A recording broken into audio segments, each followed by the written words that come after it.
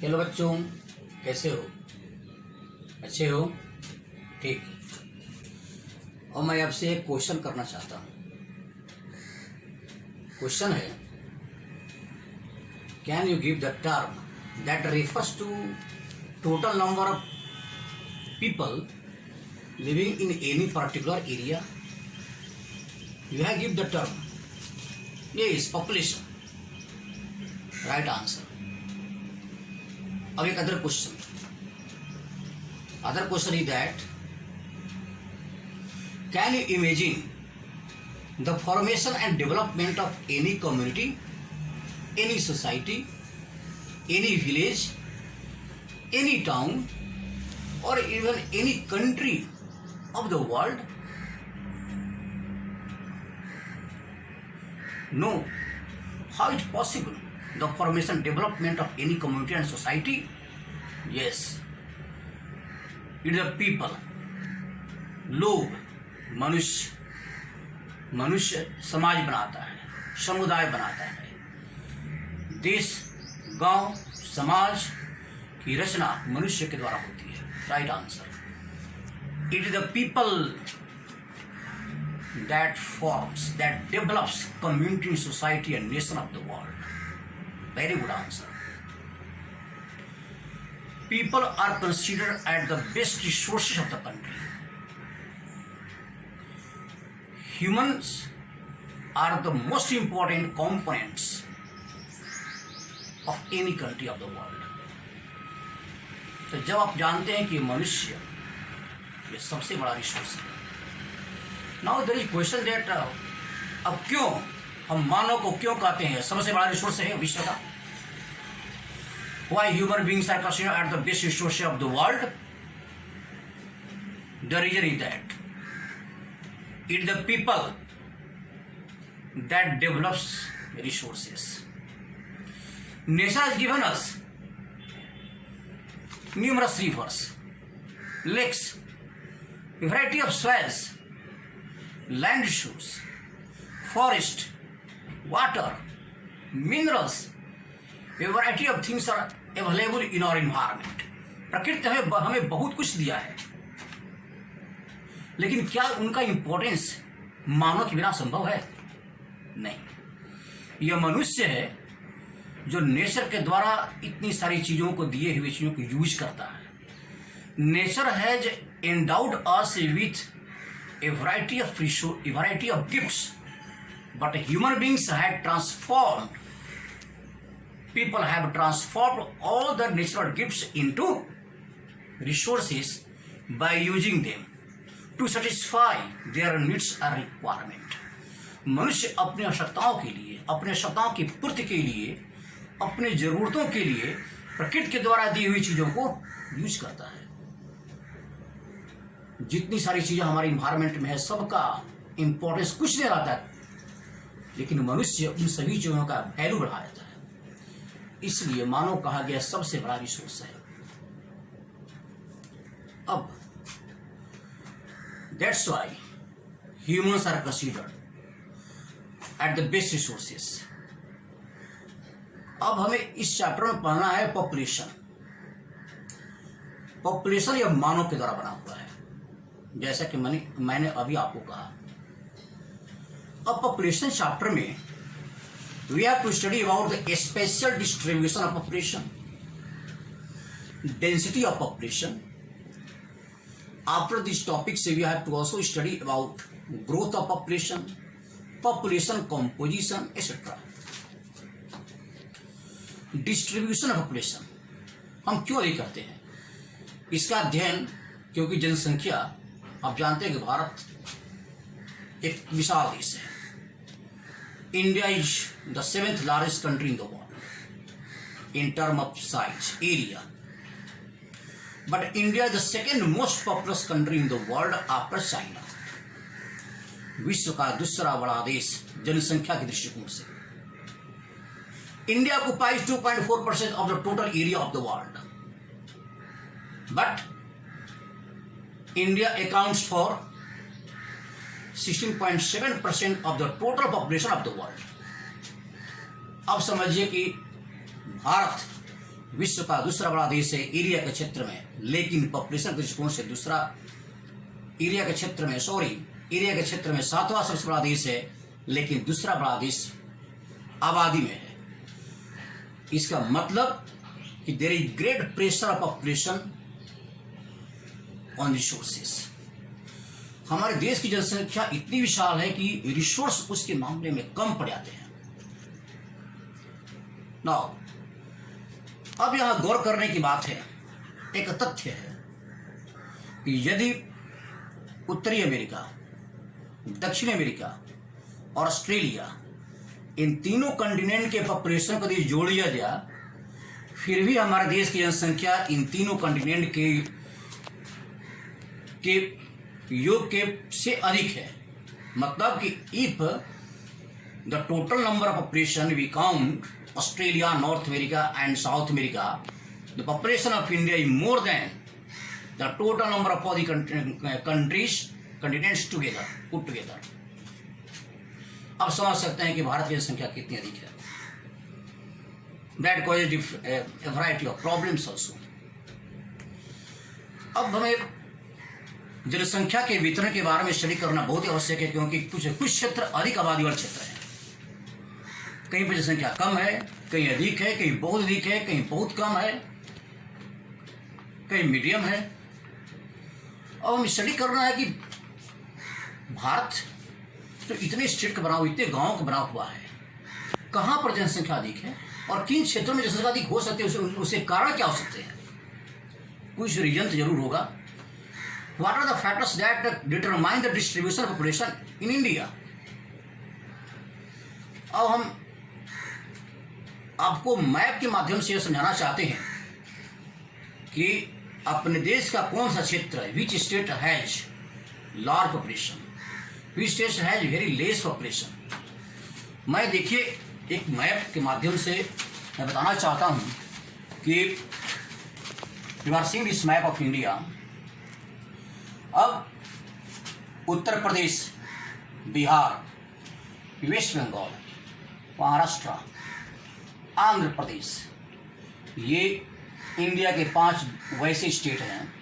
आंध्र प्रदेश जिस समय पॉपुलेशन गणना हुई थी सेंसस, उस समय तेलंगाना का फॉर्मेशन नहीं हुआ था।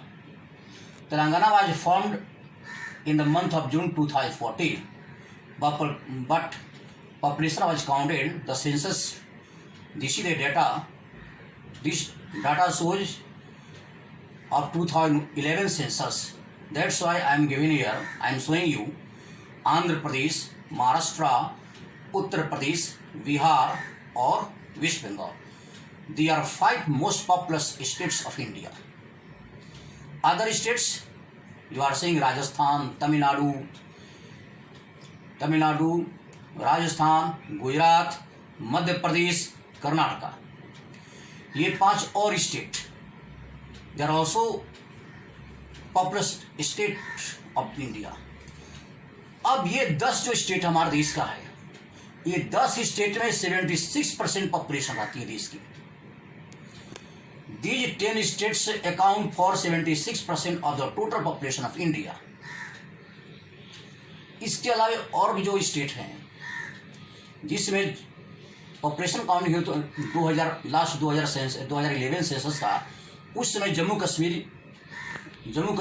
ये यूनियन टेरिटरी नहीं था, लेकिन जम्मू कश्मीर की संख्या उस समय के अनुसार, I am showing according to the census 2011 census, Jammu Kashmir, Himachal Pradesh, Uttarakhand, Sikkim and Arunachal Pradesh, these states have less population. Jammu Kashmir has very little more than 1%, and other states less than 1%. उसी तरह से Punjab, Haryana, Chhattisgarh, Odisha, Assam and other northeastern states have moderate population. States like Punjab, Haryana, Chhattisgarh, Kerala, Assam, these states have moderate population. The northern states like Jammu Kashmir, Uttarakhand, Himachal Pradesh, Arunachal Pradesh, very less population. North eastern states like Mizoram, Tripura, Manipur, Nagaland have also this population, but comparatively Jammu Kashmir and other states population is larger. This is the distribution of population. Thus, we find that that population of India is unevenly distributed. This is known as a spatial distribution of population. Here, now, I like to focus that what is the main region of large population in the state of Uttar Pradesh, Bihar, West Bengal. These states are northern states, Uttar Pradesh, Bihar. Can you imagine that while population is very largely populated here, this state, the main region, अब यहाँ पर सबसे बड़ा important कारण क्या है? आपको पता होगा कि गंगा, इंडस और ब्रह्मपुत्र अपने ट्रिब्यूटरी की सहायता से बहुत फर्टाइल प्लेन की रचना की है. These states are showing very dense population because these states have very fertile plains. Even land है. इन सभी स्टेट में उत्तर प्रदेश, बिहार, वेस्ट बंगाल जो कि गंगा का क्षेत्र कहलाता है या फर्टाइल सॉइल है, यहाँ पॉपुलेशन अधिक होने का सबसे मेन कारण यह है कि एग्रीकल्चर का डेवलपमेंट अधिक हुआ है. दूसरा कारण है कि इवन लैंड है. Not only agriculture but other activity, economic activities can be developed. Industrial activity, means transport communication का उसमें भी develop very easily, roadways, railways. तो हम देखते हैं कि उत्तर प्रदेश, बिहार, वेस्ट बंगाल, इसके अलावा आंध्र प्रदेश और महाराष्ट्र, इन पांचों स्टेट में एग्रीकल्चर के साथ साथ अन्य जो साधन है वे पॉपुलेशन को अट्रैक्ट करते हैं.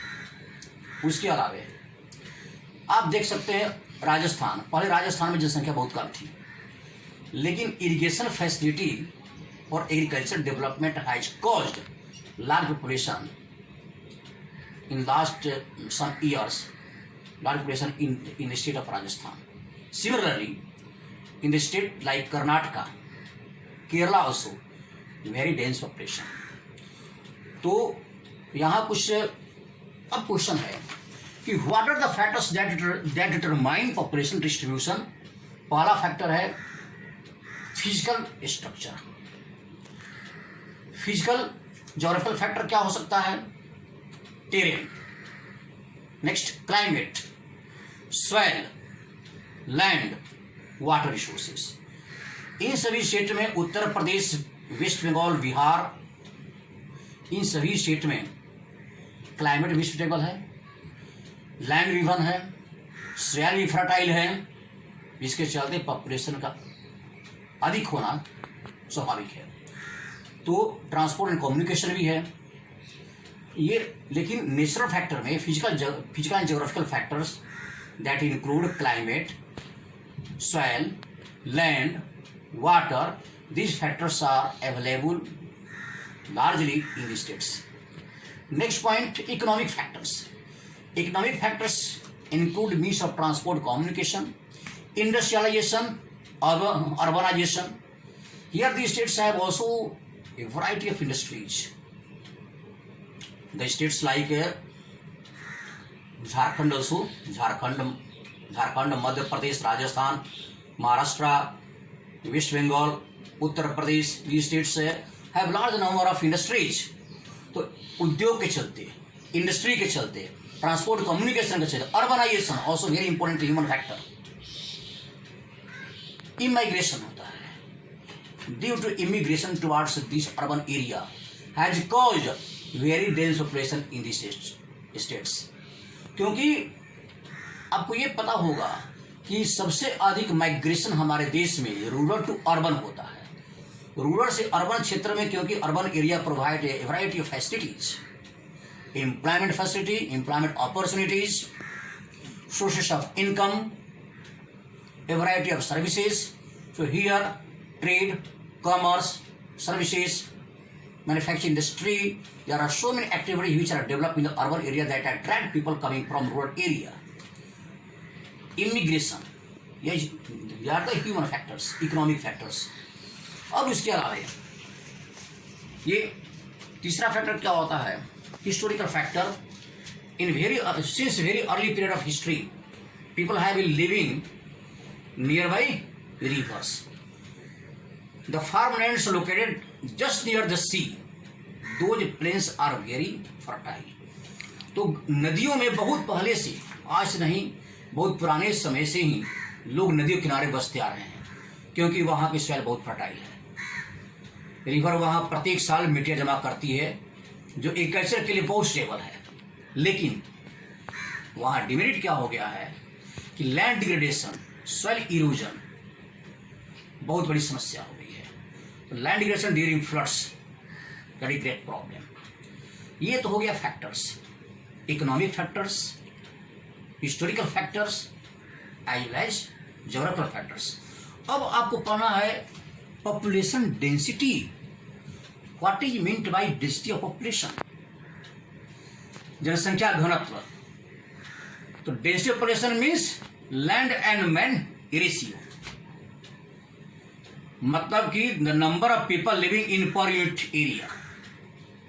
एक वर्ग किलोमीटर में जितने लोग रहते हैं उसे कहते हैं population density. Number of people living in 1 square kilometre in any area, that is called density of population. Now just I taught you that population distribution is not even in our country. Similarly, density of population is also not even. हमारा जनसंख्या घनत्व तो सब जगह एक समान नहीं है। कहीं जनसंख्या घनत्व अधिक है, कहीं मॉडरेट है, कहीं कम है। अब मैं आपको मैप की सहायता से बताना चाहता हूँ कि किन जगहों पर जनसंख्या घनत्व अधिक है, कहाँ मॉडरेट है, कहाँ कम है। देखिए, अब ये दूसरा map, you can see here, this is map of density of population.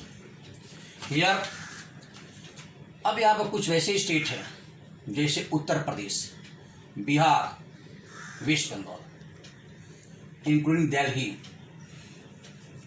या दिल्ली, उत्तर Pradesh, West Bengal, Bihar.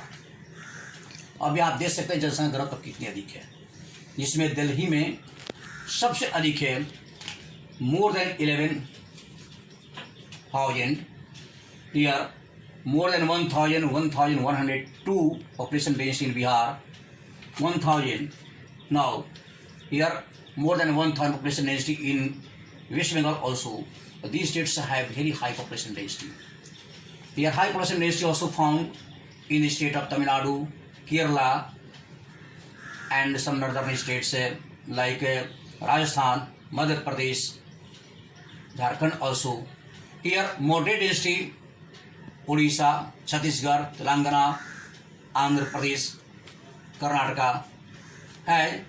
Here in some states population is very high, but population density is not so high. Here population density is very high in the states. Just I am showing you. But some states have very less population density. In the states of Jammu Kashmir, at that time Jammu Kashmir was the state, not union territory. Jammu Kashmir, Arunachal Pradesh, Sikkim. These states have very less population density. तो यह जनसंख्या घनत्व है। तो इस तरह से आप देखते हैं कि जनसंख्या वितरण और जनसंख्या घनत्व ये दोनों एक समान नहीं है। Just I taught you about the physical factors, economic factors that determine population density and as well as population distribution of India. ये हो गया आपका डिस्ट्रीब्यूशन। अब पॉपुलेशन डेंसिटी में एक चीज और हमें पढ़ना है, physiological density and agriculture density क्या है।